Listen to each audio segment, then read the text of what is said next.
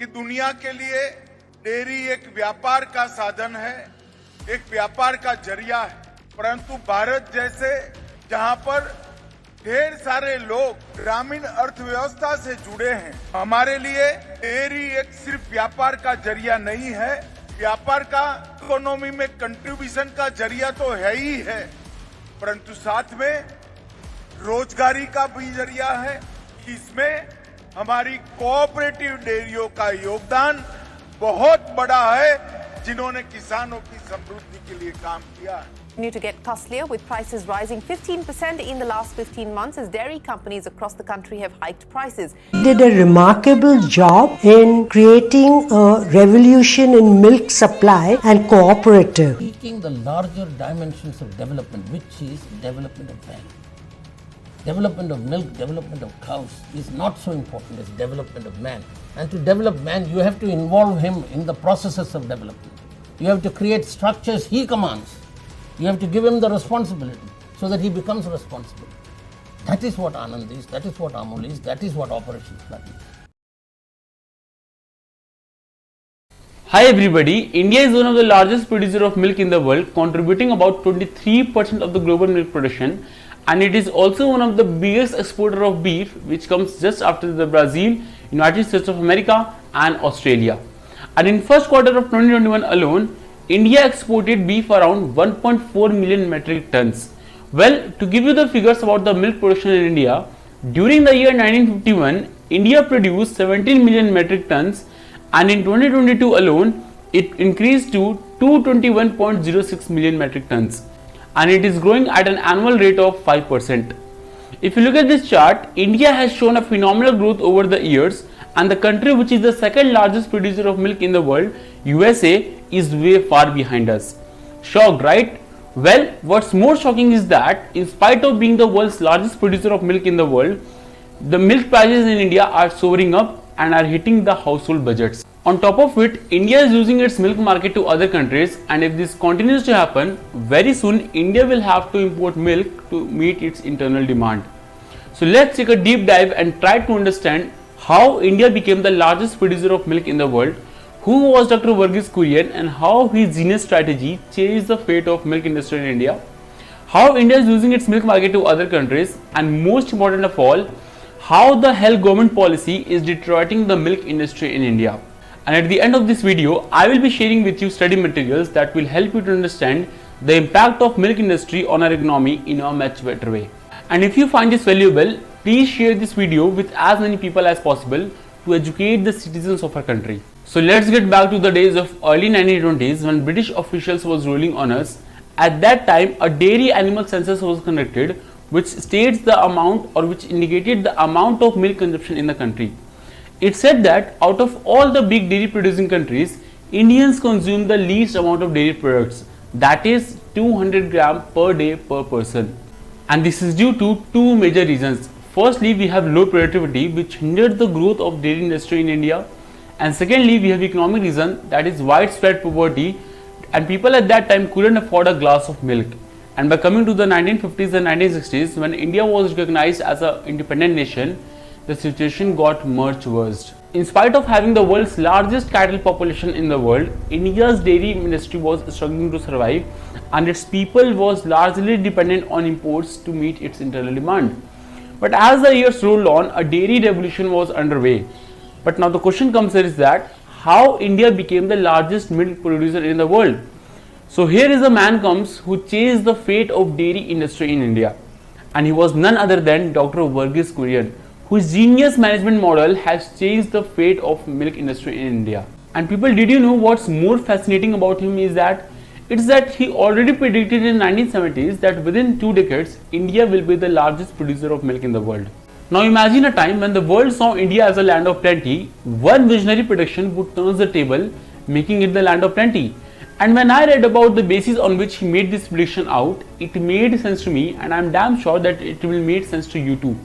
Now here is the answer of how India will become the milk leader of the world.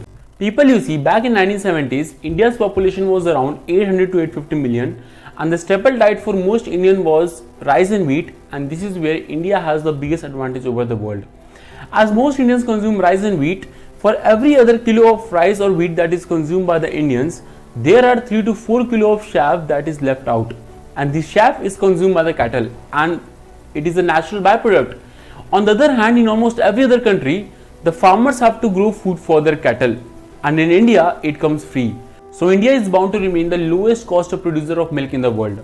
Since the first job of any government is to feed its people, so there will always be production of wheat and rice in the country, and hence there will always be food available for cattle at a marginal cost. Now many of you would ask, just China doesn't have the same advantage because Chinese people also consume rice. Yeah, you are right, but the interesting fact here is that China also consumes rice, but 92% of the Chinese people or Chinese adult cannot digest milk because they are suffering from lactose intolerant.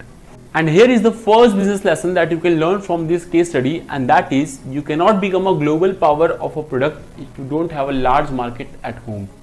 And this was one of the first major lessons in understanding the natural strategic advantage that countries must recognize and then exploit.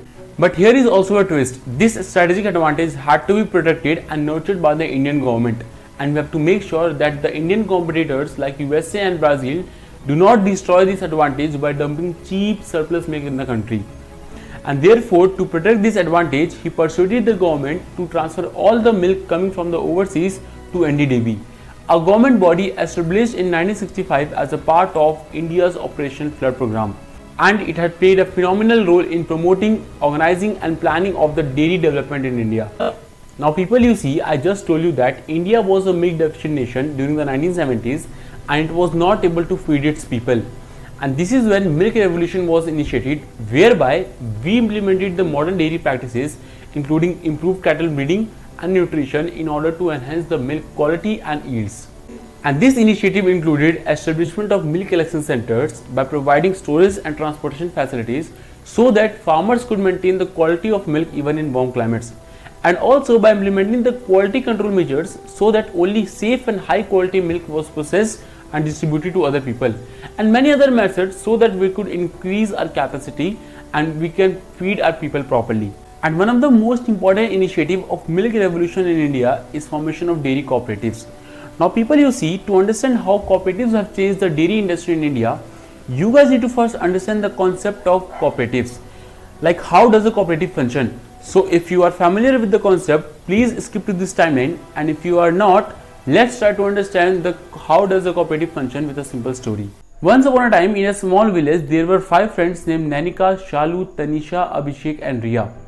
Each of them had a cow and they all wanted to sell their milk to make some extra money. At first, they each tried to sell their milk to some local dairy. However, they realized that they didn't make much money as the dairy offered them low prices. They also faced difficulty in transporting their milk from their home to the dairy every day. So one day, Shalu got an idea and she suggested his friends that why don't we work together and start our own milk selling business, and we can call it milk cooperatives. Shalu explained that a cooperative is like a unity team. It's when people come together to achieve a common goal. In their case, the goal was to ensure that every drop of the milk would count. Each of them would pool their milk and then they will deliver it to the local market, and because they have more milk to sell as a group, they will get better prices from the buyer. And by doing this, they also saved on transportation cost and time by sharing a single delivery truck. And lastly, they would make decisions together like which crop to grow in a community, and profit would be shared equally. So all of them decided to give it a try and they formed their cooperative, and over the period of time they noticed something incredible. They noticed that they not only sold all their milk but they also got better prices for it. So just like Shalu and his friends, cooperatives in India are like teams where people come together, pool their resources, make decisions collectively and share the benefits. And Dr. Verghese realized the potential of these cooperatives and harnessed them in order to transform the destiny of the milk industry in India. He encouraged many farmers at that time to work together and own the production and distribution of milk. Kurien also taught country that this is the best way that the farmer get a better price for their milk that they sell. People, you see, back in 1990s, the government had subsidized the agricultural produce so that the industry get its raw material at a very low cost. And for several years, it had ignored the farmers. And today milk is the only product in India where the farmer gets 75 to 85% of the market price. And we all know that in any business, the producer barely gets 25 to 30% of the market price. And Dr. Verghese Kurien did this by showing the business community that it is possible to contain packaging, processing, distribution and marketing cost at under 20% of the market price by using the management model called vertical integration. Now, if you are not an MBA student, it will be difficult for you to understand the concept of vertical integration.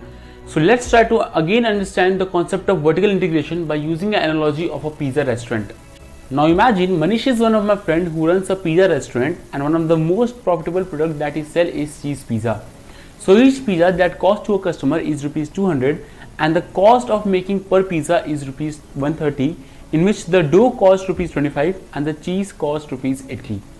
And the remaining 25 rupees including sauces, electricity bill and labor charges. So the net profit per pizza for Manish is rupees 70. But one day he take a step in the process, and instead of buying cheese and dough from the market, he started his own cheese and dough making operation right there in his restaurant. This is called backward integration because now you are making something for yourself that you used to buy. And by doing so, he saved rupees 10 on dough and rupees 20 on cheese, and his net profit increased by rupees 30. Apart from saving cost, now he also have more control over the cheese quality and supply, and he doesn't have to worry about running out of cheese because now he is making it by himself. So just like Mr. Manish reduced the dependence on middlemen to buy dough and cheese, similarly the concept of vertical integration reduced the reliance of farmers on middlemen in the dairy supply chain. Dr. Kurien Corporation enabled farmers to sell their milk directly to the dairy processing units, eliminating intermediaries who often take a significant share of profit. And the same model is used by the cooperative giant Amul, whereby the entire processing, packaging, marketing and distribution of Amul range of product is managed so efficiently that costs are capped to under 20% of the production price. And people, did you know at the village level, the cooperative represent approximately 3.6 million farmers and procure nearly 12 million tons of milk annually. But Kurien didn't stop here. He came up with genius strategy that transformed the dairy industry forever. And he very well knows that he couldn't make cooperatives profitable if the costs aren't kept low. And so to this, he emphasized on the production by masses rather than mass production. Now again, let's try to understand the concept of production by masses using a simple story. Imagine a farmer named Ramesh who lives in a small village, and Ramesh has a few cows and every day he milks them to get some fresh milk and sell this milk to his neighbor, and it is just enough for them. Now Ramesh's friend Suresh, who lives in the same village, also has a few cows. They both realized that if they worked together, they could do something amazing. Instead of just Ramesh selling his milk and Suresh selling his milk, they both decided to join forces. So they started combining their milk and created a milk club with other farmers in the village. This helps them to get more money, serve more people and ensure better quality.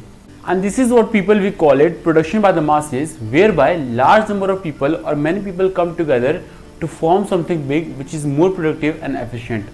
And people, did you know what is the beauty of the production by the masses concept? It's that when a family take care of the cattle themselves without paying for the outside labor, and when its feed was managed judiciously, the family could increase milk production and earn a surplus of around 100 rupees per cow per day. Whereas in dairies, people have to first purchase the cattle and then they have to pay for the outside labor that adds an additional cost. And that is why Amul cooperatives, Hudson cooperatives and Heritage cooperatives model suits India, because the cost of labor are also kept low in this model, and the profit for the milk plus the labor cost goes to the farmer. And lastly, Kurien fashioned a structure where the cooperatives pay farmers daily for the milk they sell. He thus created a benchmark for the paying back farmers within 10 days, and it is true too also, because the farmer is a very small player in such a behemoth industry and he couldn't wait for a month or two later to be paid, so he needs to be paid immediately.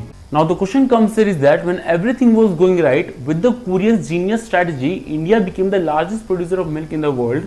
Then what went wrong with the Indian milk industry that it is not able to meet its own demand? How the government policy is making this situation worse?